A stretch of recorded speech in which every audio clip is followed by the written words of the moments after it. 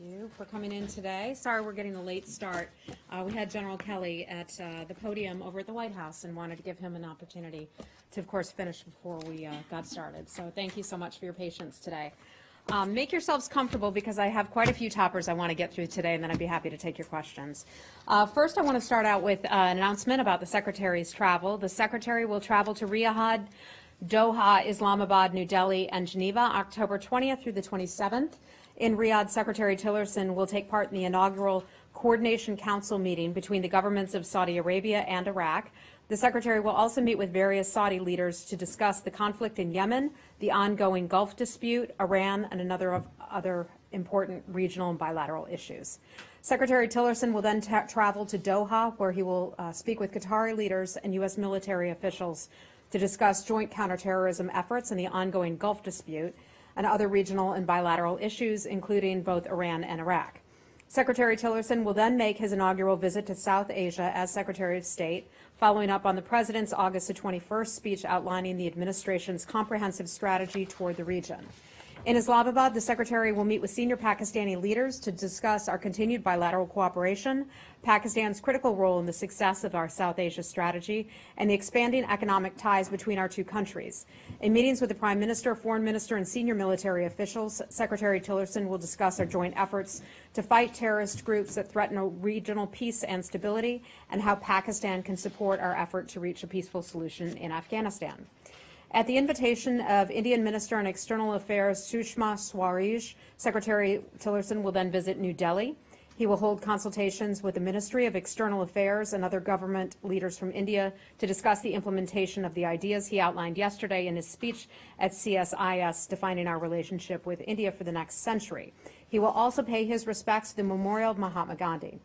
In Geneva, the Secretary will meet with the Office of the United Nations High Commissioner for Refugees, International Organization for Migration, and the International Committee of the Red Cross to discuss Afghanistan and Pakistan, and also a number of current global humanitarian crises, such as Burma and also Syria.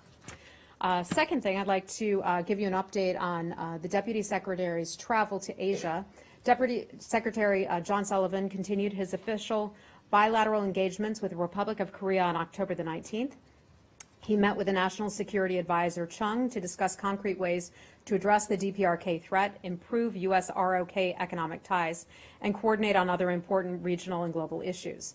The deputy also exchanged views with a group of DPRK defectors and also to learn more about life and perspectives inside of North Korea. Deputy Secretary Sullivan enjoyed engaging staff at the U.S. Embassy in Seoul. He also spoke with our people at the U.S. Consulate in Busan. He addressed U.S. foreign policy priorities in the region and wanted to convey a deep appreciation to the American and local staff who advance those priorities.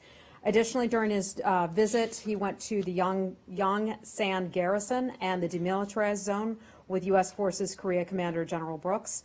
The deputy saw firsthand the acute threat posed by North Korea, and he also enjoyed exchanging views with our U.S. forces who are stationed there. Next, I'd like to bring a little new information on Raqqa and the pending liberation of Raqqa. On Wednesday, our Department of Defense colleagues announced that Raqqa had been 90% cleared.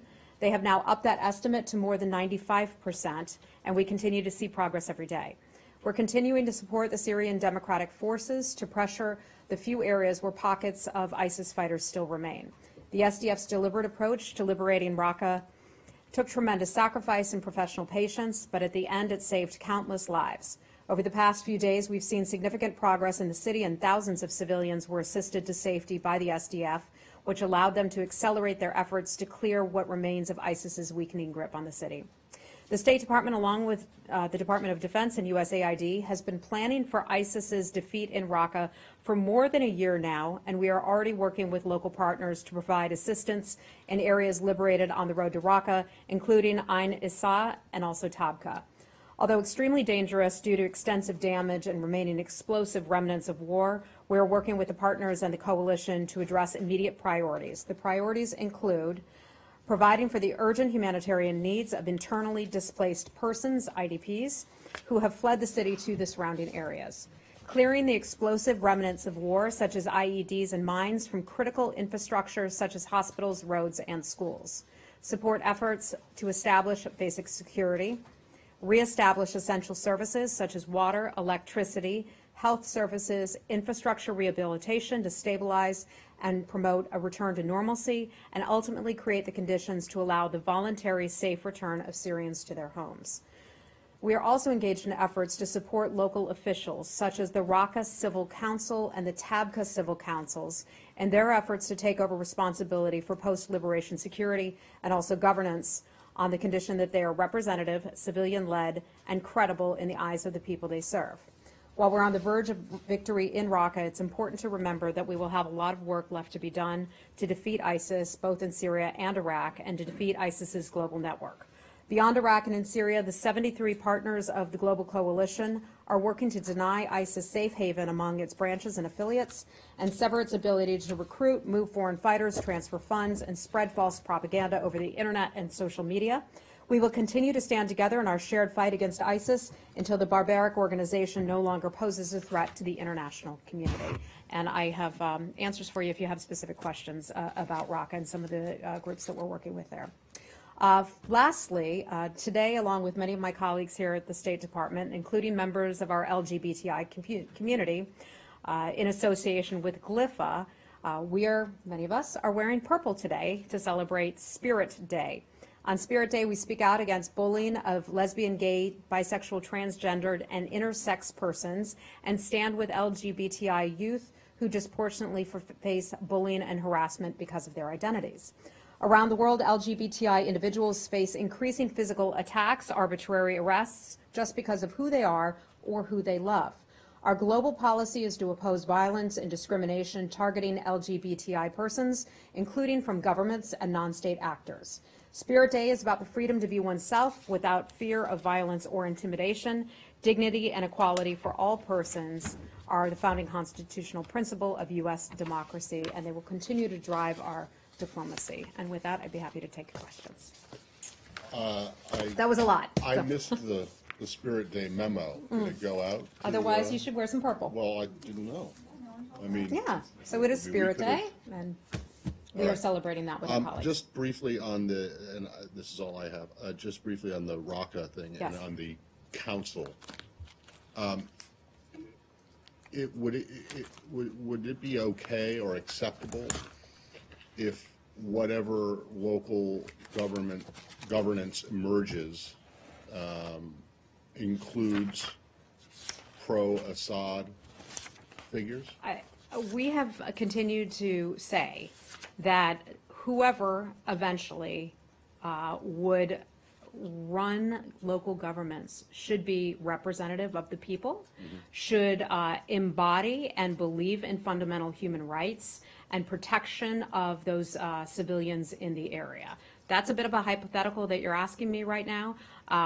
One of the groups that we've been working with in Raqqa is the Raqqa Civil Council, and they've been helping to get some of the initial work that is done completed there, such as starting to work to get the clean water, to get the rubble removed, those types of things that we've talked about. But what you're asking about is way down the road. We've got a lot of work to do between now and then. Well, let's talk about it. Okay. Let's talk about the immediate then. Yeah. I mean, if the Civil Council had, and I don't know if it does or not, but would it be okay if there were regime elements that went in and were assisting in the immediate term on these reconstruction issues? I mean, I realize that I highly doubt that that would be the case, in part because the U.S. government, along with the coalition partners, have worked to stand up this Raqqa Civil Council. We refer to it as the RCC. There's a template for this. This is something that was done down in Tabqa, where there was a city council of sorts, or a civil council, I should say, of sorts that was brought in. It's a group that is a part of the local population right there, and that is the organization that the U.S. helps to fund along with coalition partners to help do some of this important stabilization work, including the clean water, the rubble removal, the demining. We are a long way off, to your first question, from dealing with the political process. This is something where we are right now. We've been planning for about a year to handle this. How do we handle the liberation of Raqqa from ISIS? We're just about at that point right now. We're very happy with that. We're not there yet. It's still going to be a long road. I know a lot of you will have questions about what's next, what's next, what's next. What's next I can talk about right now is some of the stabilization efforts. And these are civilian citizens. I mean, you know, they have other issues.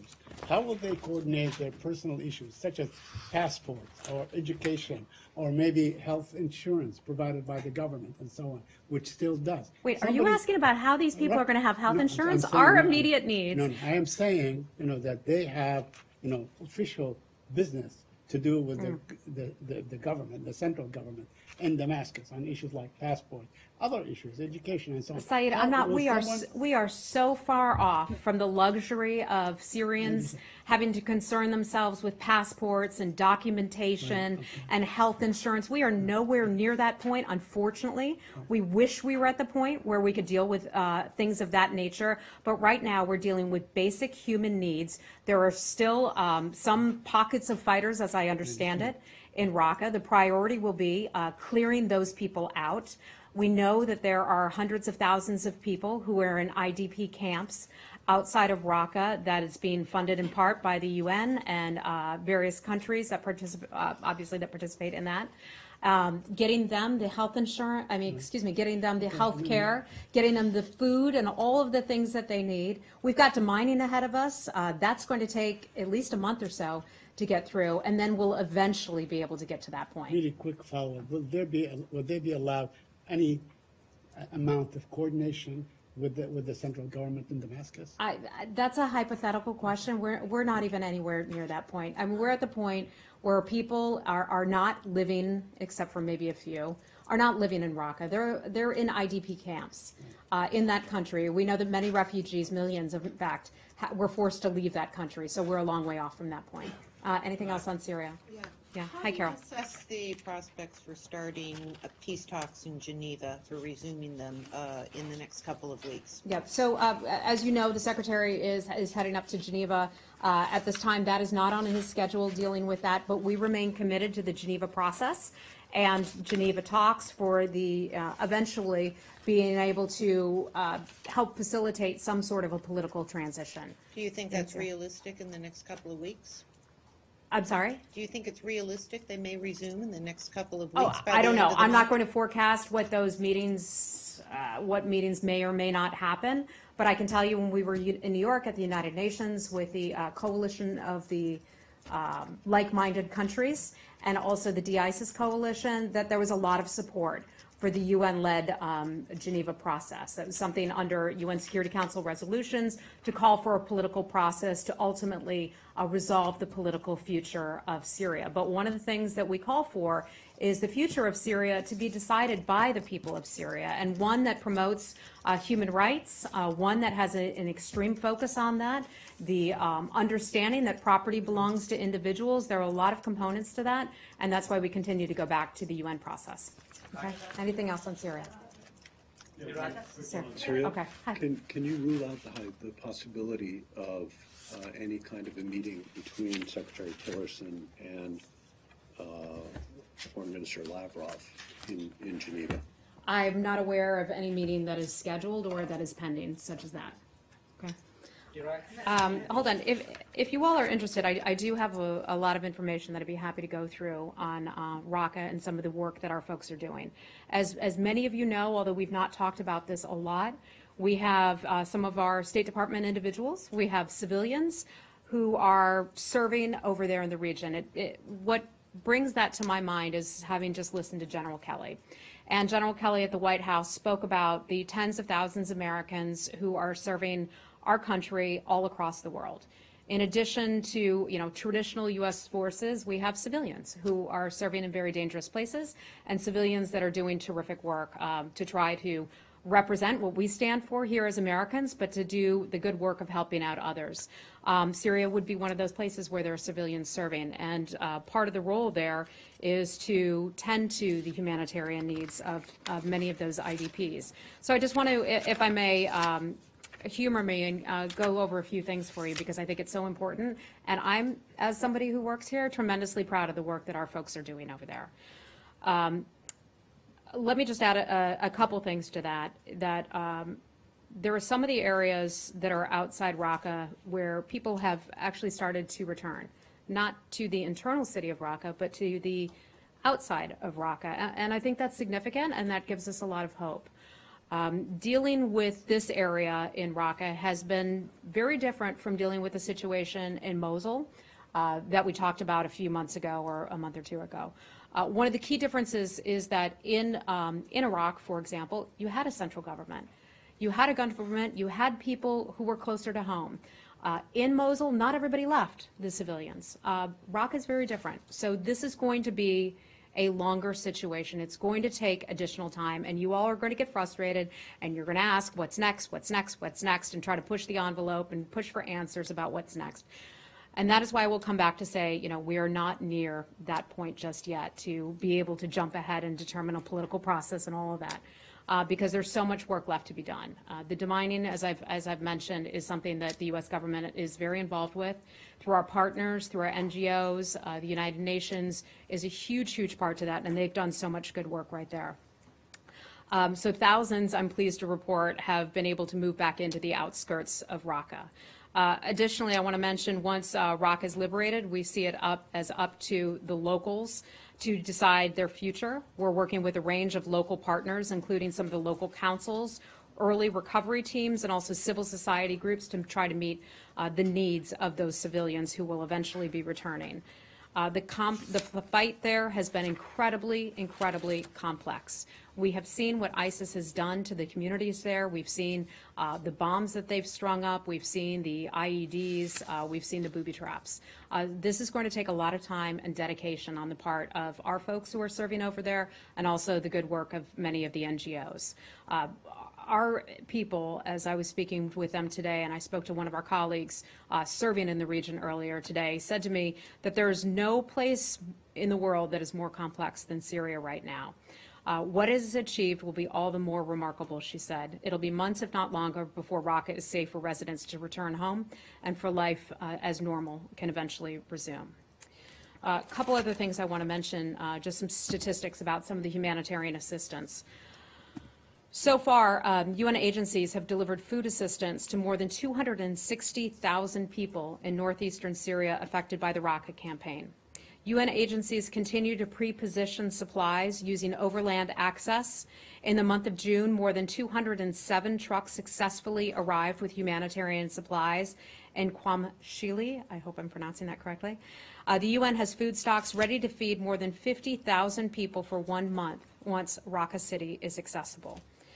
In terms of the demining, there's a U.S.-funded demining effort that has surveyed and cleared more than 196,000 square meters in Tabqa, and they've now trained more than 110 Syrians in order to help build a local capacity. 5 demining teams are ready to deploy into Raqqa City to begin important clearance work to facilitate humanitarian access, the safe and voluntary returns, and also stabilization assistance. We're also funding efforts to coordinate, deconflict, and map demining activities in liberated areas and provide real-time information on improvised explosive device contamination locations, in addition to hotlines for returnees and local official use. U.S.-supported demining has now cleared more than 45 priority sites for follow-on stabilization assistance, including schools, healthcare facilities, bridges, and water plants. Or around it? Some of this is in Raqqa and some of this is in Tabqa. That part was in Tabqa. I mentioned the State Department-led team of stabilization efforts, and we will eventually be able to successfully get through Raqqa and do some of that additional demining. Hi.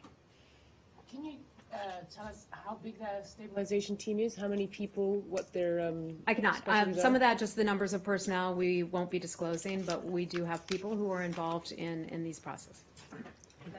Yeah. Okay. Anything else on Syria? Okay. We're done with Syria. Okay. Can we ask about the coordination council? Yes. Can you elaborate on the Coordination Council? What does that do? And then could you elaborate on U.S. efforts to reduce the influence of Iran in Iraq? Okay. So your first question is about Syria and that. No, The- talking about the The meeting in Saudi meeting, Arabia. yeah. With Oh, you're asking about the meeting in Saudi Arabia. Okay, let me get back to that. Are we done with we're done with Syria? I thought you were talking about the Raqqa Civil Council. You're not talking about the Raqqa Civil Council. The Riyadh, the Saudi meeting. Okay. Let me give me time to find where I've got that, because that's all under my trip stuff. So we'll come back to that. Okay. Okay. North Korea secretly operates Kaesong Industrial Complex for 6 months and export its product to China. Is this a violation of UN sanctions against North Korea? I'm not aware of that, so I'm just not going to be able to answer Because that they question. product to Yeah, you know, I'm just not China, aware of like the just report that at export. Kaesong they're developing things that are being sold back to North Korea through China. I just Okay, one more- don't have anything on that. Thank you. One India- more. Yeah. Do you have anything about North Korean officers and U.S. delegation talks in Russia? I'm not aware of To it. track I'm not aware of any of that. India- Okay. Okay. Anything else on DP? Hold on, we're going to stay in regions. Anything else on DPRK? On North India. Korea? No. Okay. All right. Let's go to China. Thank you. In an interview earlier today, the Secretary continued to call out China today, saying he wants to see more progress from them on issues like North Korea, South China Sea, and trade. The exact quote was, I think it's important China knows we've been having these conversations now for about 6 months. We're expecting to see some change. Has he relayed specific benchmarks on exactly what he's looking to see and when the United States wants to see it?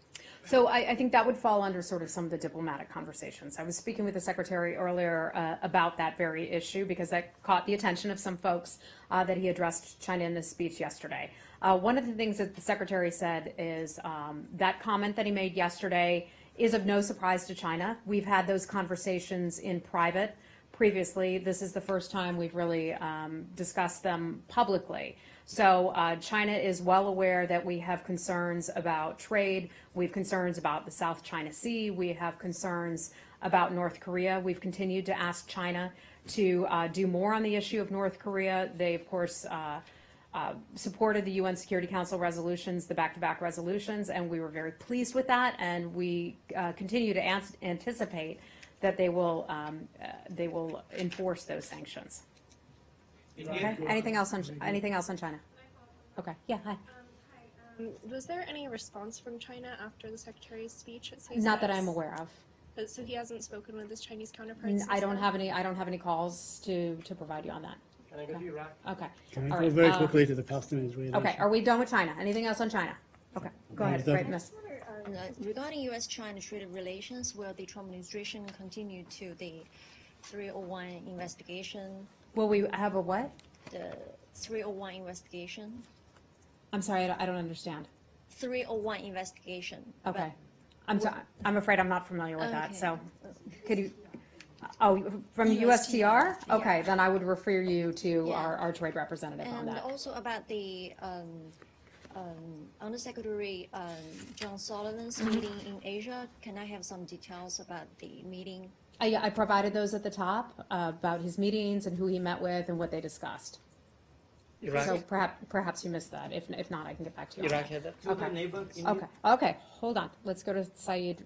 Very quickly, this morning, American envoy Jason Greenblatt issued a statement saying that if the Hamas to be a member of the Palestinian government, the unity government, it has to recognize the state of Israel, it has to disarm, it has to abide by all international agreements.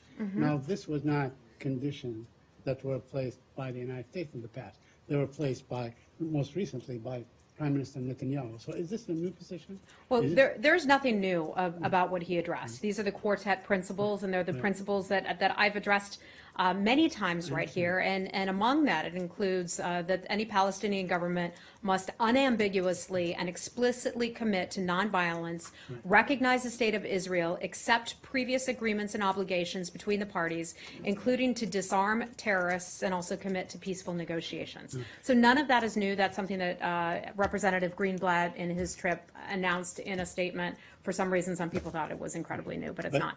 But, Mr. Netanyahu. Why did he make it then? I have not spoken with him, but I think it's laying out our principles. But- And it's always good to, just as you get annoyed with me when I go back and reiterate points that I've made in the past, I imagine he was simply doing that, Oh, okay. reiterating the All right. points. And for some reason, some people had been asleep and didn't realize that we had stood behind those points previously. Then you wouldn't just randomly day, say, yeah. one China policy, just for no reason at all. No, mean, look, why- they were talking about the Hamas-Fatah reconciliation, All right. so I think this plays very well into that. But you're saying. If I may follow up, Mr. Netanyahu said that the resumption of talks must be conditioned on that with the Palestinians. So that is something new. I mean, in the past there were all kinds of negotiations shepherded by the United States of America, without having this as a precondition. So since you are likely to oversee any negotiation. Saeed, is all that a I can condition tell you for is that our negotiations, at least between the Israelis and the Palestinians, Right. are ongoing. We continue to have a lot of conversations. That remains, as you well know, one of the president's top priorities, one of his top ambitions when it comes to foreign policy, to try to bring Middle East peace. Mr. Greenblatt has spent a lot of time in the region, as has Mr. Kushner. Just finishing up, Mr. Greenblatt is, I believe, just finishing up a trip there right now. And so they've done some great work, and we remain optimistic that something could get done. Okay. Actually, on the region, it sounded like the Secretary was more pessimistic than he's been in a long time on sorting things out with Qatar. So can you tell me what his plan is, or what leverage he intends to use, given that his outlook seems darker than before? Well, I mean, this goes back to, I think, some of the first days that I was briefing with you all. And that's when the dispute really started. Although these were long simmering issues, we've seen this kind of problem crop up, these kind of little skirmishes crop up between the countries before. That was very discouraging to us. We want to see these countries keep their focus on the areas of mutual cooperation that we have, and that includes the fight against terrorism and other things of that nature. So I think the Secretary is, certainly discouraged that nothing has been resolved just yet. He's talked pretty consistently, although folks haven't paid much attention to it recently, about the disappointment that the nations haven't been able to solve the GCC crisis. We hope that they will. We hope that they'll sit down and have talks, but it seems like they're not ready to do that yet. But as he's going there, what is his plan for trying to jumpstart this? Well, I think he will probably encourage the countries to sit down and have a conversation, and who's best to work it out but themselves. At some point, there's only so much that, that we can do other than encourage them to sit down and resolve it themselves. We would like to see that done and hope at some point they will do that. Yeah. Does the Secretary's frustration with the lack of progress on this extend to both sides of it? He gave an interview today where he said, essentially the Qataris are ready and willing to sit down, and that he's disappointed that, the other parties in this dispute have not moved forward with that. So is it fair to say? I didn't hear him say that. Okay. Well, Disappointed in the Qataris. I did not hear him say that. Precisely the opposite. That the Qataris are ready to sit I'm sorry, at the table. yeah. So is it fair to? I didn't hear him say that. Okay. Well, then I guess that aside, the question is valid. Which side of this does the Secretary see as holding up progress on it? I think he sees all sides. In order to resolve a dispute, the sides need to sit down and work together. And those are really the top lines where we are on this right now. We would like the countries to sit down and work together and work this out. Is he likely to preside over a summit?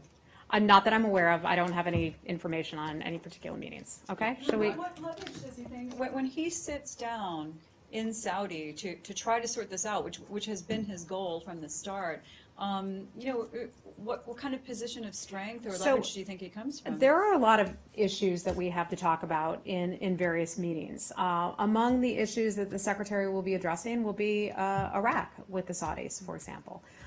So it's not just the GCC crisis that will Right, come up, right, but although we on would this like, subject, although we yeah. would like to see that resolved. Okay? But look, you're not going to be able to force governments to come together and work together if they're not willing to do so. So there's only so much leverage that one has. We can encourage them to continue to work together. We can encourage them to say, hey, keep your eye on the ball, that you're losing ground when it comes to cooperating on terrorism and other areas of mutual interest. We can encourage them, but we can't force them to do something that they're not willing to do. And I think that's why he's discouraged. Okay, let's move on to Iraq. Hi. Thank you. Just two questions. The United Nations has published a report documenting lootings and burning down dozens of houses belonging to the Kurdish people in Diyala province and parts of Kirkuk. Yeah. Have you seen that report by the United Nations? I saw a headline about that. I don't have any details on that. I think I would go back to saying that we call upon all sides to refrain from violence. We would like to see a unified, democratic Iraq. We've been engaged in this process. We recognize that the Kurds have some legitimate complaints and concerns. We recognize the Iraqi constitution and that Iraqis have worked with the Kurds on a coordinated effort to start moving north. This has gotten an awful lot of attention. What you're referring to specifically, I don't have any information on that for you, but we would just continue to call on all sides. But there's one side that seems to be perpetuating. I'm not aware of who allegedly started these attacks, so I can't comment on who supposedly started that. My second question is on the arrest warrant, which was issued by a court in Baghdad for the Vice President of Kurdistan, Khosrow Rasool, who is also a senior Peshmerga commander. Would you condemn that court? Yeah, all I can tell you is that that report, we've certainly seen that, and we just have to refer you to the government of Iraq and the Kurds for that. So you have nothing to say about? Look, we continue to work with officials in the federal government and also in the regional governments to try to promote peace and stability and reduce tensions and to encourage dialogue. But we're aware of these reports. They're fairly fresh, so I'd have to just ask you to speak with the government. Okay? Anything else on Iraq? Okay. Hi.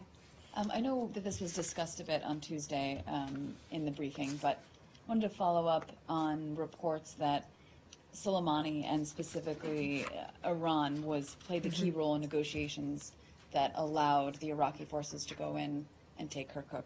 And I wondered if what response you had to the idea that the U.S. must have at least tacitly endorsed that plan, and the feeling by a lot of Kurds that there's a betrayal. So first, let me say that we were all aware of the action that Iraq was planning to take.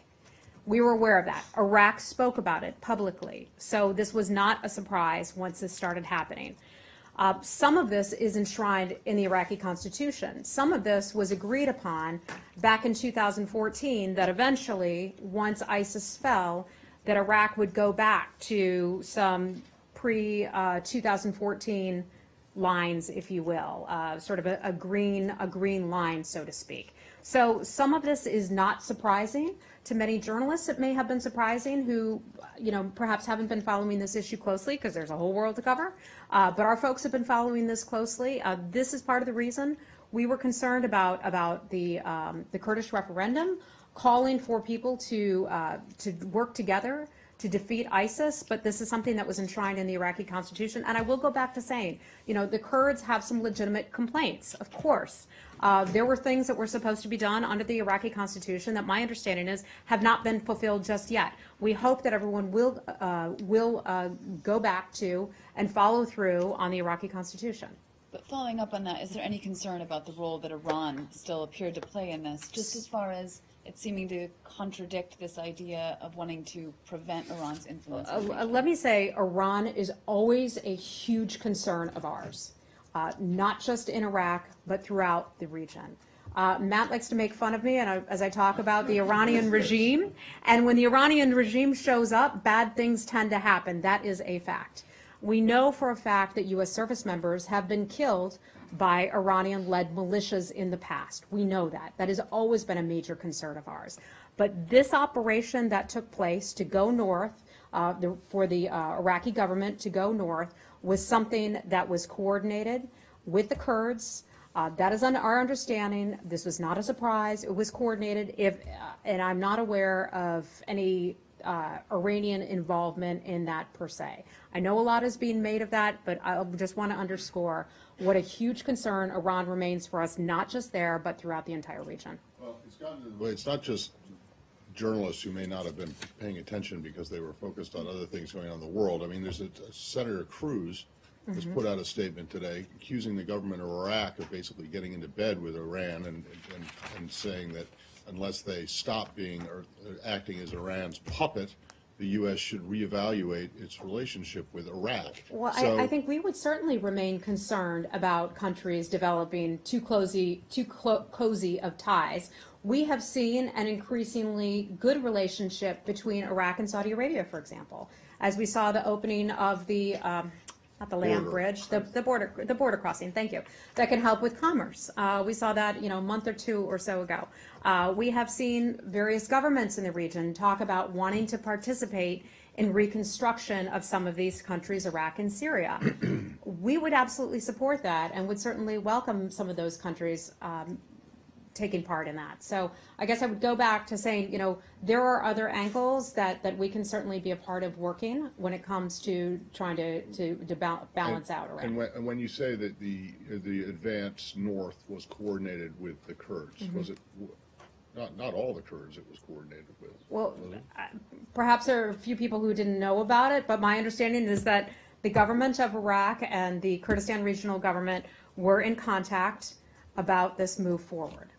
Okay. This is not true. I just want to because all the those are the reports that I'm getting. To be honest, because almost 90% of the government of Kurdistan, including almost 80% of the officials within the PUK, from which 2 senior officials coordinated with Iran and Baghdad. Okay. Only 2 senior officials, 2 security officials coordinated this, and everybody else is opposed. I don't have any information on what you're telling me, so I'm sorry. fact. I don't have any information on what you're telling me. Should we move on? Hi, okay, wait, hold on, one more on this, and then we'll go to you, Ilhan. Secretary Chosin called Prime Minister Abadi on Tuesday. He still hasn't spoken to any Kurdish leaders since the referendum happened. Is that for a particular reason? Well, I can certainly say that we have plenty of people on the ground in Iraq who've been speaking with Kurdish leaders and also leaders in Baghdad. From Brett McGurk, who has been there handling a lot of this, to our ambassador who is serving there as well. So I know those conversations have been ongoing, and so that should not be an indication that we are not interested or that we don't regard that as important. We have people who are having those conversations all the time. You're not boycotting the Kurdish government because of this referendum? I certainly don't think so. We would like for a unified democratic Iraq. And we are friends with the Kurds. I mean, many of our Americans, I'll say this again, have fought side by side with Kurds. Without the Kurds, ISIS would still be in many places in Iraq. They have done an incredible job. A terrific fighting force, but we continue to call for a unified democratic Iraq, and that hasn't changed. But if the Kurds feel like they're not getting the support that they want from the U.S. government, why wouldn't the Secretary make that call? Obviously, him making a call has a certain impact. He's on the phone. Let me just tell you, he's on the phone constantly. I'm not ruling out that different calls won't take place, but to my awareness, nothing has happened just yet. Okay, Ilhan, let's go on to Turkey. Thank you, Heather. 2 quick questions. One is that leading civil rights activist in Turkey, Mr. Osman Kavala, and about 16 other activists and journalists arrested yesterday. If you have any comment, if you have seen those reports. Yeah. So they were detained in Istanbul, is my understanding. That's right. Is that right? Okay. I guess I would go back to it's just another example, right, of a lot of things taking place, of respected civil society leaders human rights defenders, journalists. We've all followed this story closely. Academics, also activists detained in that country. The detentions are often made without very little evidence, very little transparency, and we consider that to be a very alarming trend in that country. We've expressed to the Turkish government our concerns on many occasions about this trend, the trend of curbs on free speech, detentions, the overall erosion of democratic society there, so it remains a major concern of ours. We also believe that a detention such as his chills the public debate. And when you chill the public debate and you prevent people from speaking freely and communicating freely, that harms its society. So it's something we're watching very closely and is a concern of ours. Thank you. A second question, there are visa talks going on in Turkey, and the State Department yesterday stated that there is substantial progress. I was wondering what's the latest on that? Okay. Our Deputy Assistant Secretary for European and Eurasian Affairs, Jonathan Cohen is his name. He traveled to Turkey. He recently met with Turkish officials there.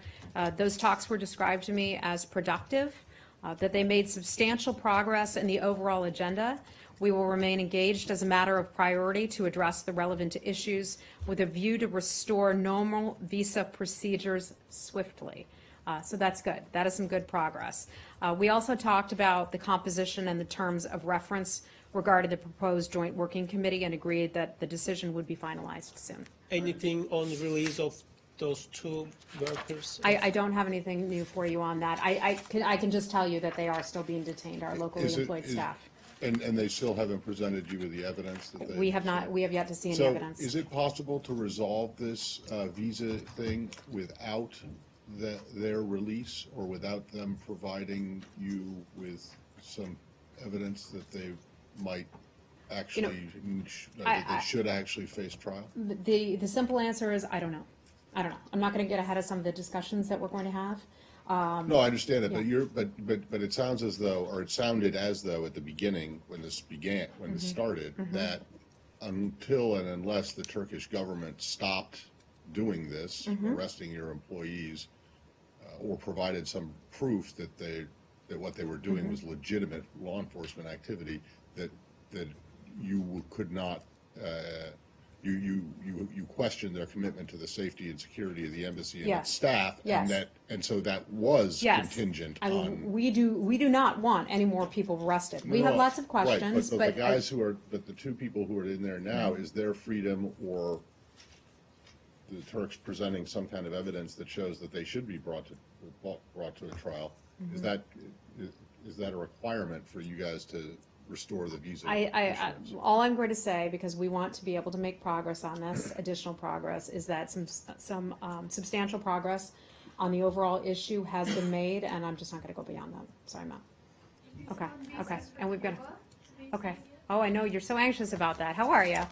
Good to see you. Thank you very much. The question is, please, given the visa arrangements now with Colombia, to be able to access visas for families who wish to reunify here from Cuba and the United States, they would have to remain, the Cubans requesting this, a few days in Colombia. That's pretty costly for a Cuban family. Is there any other way that they could arrange to have their visas processed, not necessarily in Colombia? And in that sense, has the United States already spoken with Colombia to facilitate the processing of the visas? Yeah, I'm afraid I don't have anything for you on that. I understand that it is an inconvenience for people to have to go elsewhere, to go to another country to try to get a visa. I get that. Families want to be together. The reality of the matter is that we have people who are serving in Cuba who have needed to come home. We have very limited staff there at our embassy in Cuba, even though we still do have diplomatic relations there. And the staff that remains there has to be dedicated at this time to American citizens who may need their assistance. And I'm sorry, we're just not able to help at our embassy beyond that now. Ms. Nauert, and there's a case, there's a report of a U.S. citizen who has been arrested in Cuba by the name of Lopez Millares and accused of spying. Do you Okay. have any information? This is the first I'm hearing of it. I'm sorry, Thank you. I don't have anything for you on that. Okay, we've got to wrap it up then. Okay. So just one minor quick question on Indonesia. Okay. If you have any, do you have anything to add on the recently declassified documents which show the United States had knowledge of the mass killing in the mid-1960s? Yeah. So I don't have a ton of information on that, but I can tell you the organization that put out that information is not affiliated with the U.S. government. That's a part of George Washington University. They posted those declassified documents. The State Department, we work with the National Archives in order to release declassified documents that are of interest and import to the American public. We have introduced, my understanding is that back in 2015, we released a lot of documents pertaining to this exact incident. We sent out or provided publicly a large number of documents to try to shed light on the foreign relations of the United States and Indonesia. This all occurred back in the 1960s. So a lot of this predates us, but we've made that information public. Okay? Thank you. All right. Go ahead. Go right ahead. I mean, Yeah. it doesn't predate all of us. Let's just to say that, one. But a lot of us. But secondly, are you suggesting that the report from the National Security Archive is somehow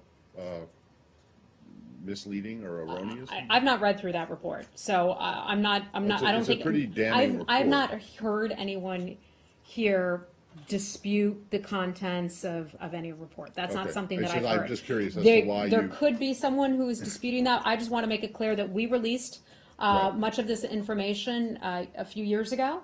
And I want to make it clear that the George Washington University declassified documents that they released, that's their own thing. That has no affiliation with the U.S. government. I understand that, but your separation of the government from the security archive at GW, you're not intending to suggest that the documents that they used are somehow not valid or fake. Or I have not heard that. I have not heard that. Okay. Last. Go ahead. Mr. Tillerson just said at CSIS that U.S. is going to have dramatically deepened relationships with India, and he also said, I quote, that security issues that concern India are concerns of the U.S. So does it mean that next time when India is in conflict with other countries like Pakistan, India will get full support of the U.S. or? Wow. Okay. I don't think I'd go that far. You know, the secretary gave a speech yesterday in which he talked about so many of the common interests that we share with the Indian people and also the Indian government. As you know, we had a terrific meeting the president did with Prime Minister Modi earlier in the year, and they talked about how they're committed to our partnership.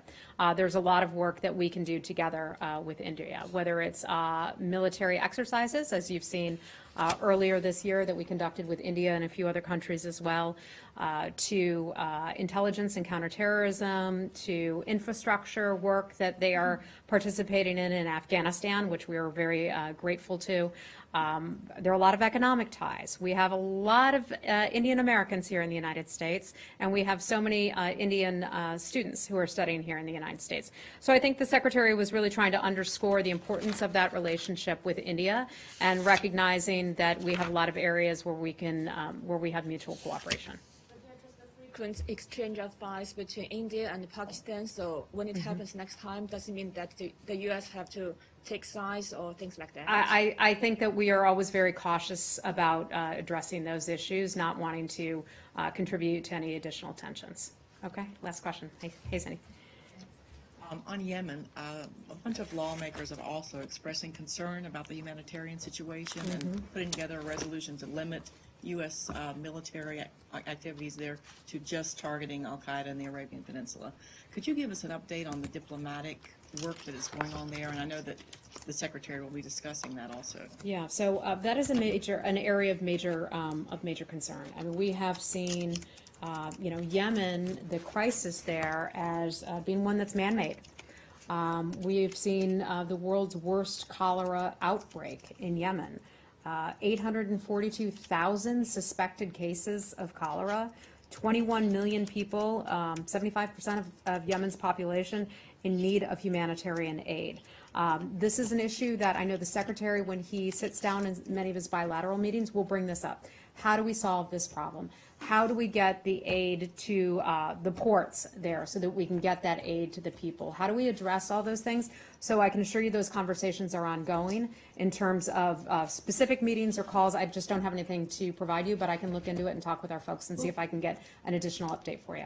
Can I follow up? Yeah. I mean, obviously, the Saudis being a major party to the conflict, I would assume that this would be a big issue when the Secretary goes Yeah, to... and I read out at the top today that was one of the issues that the Secretary would be discussing with the Saudis. When you say it's a man-made Well, through this conflict.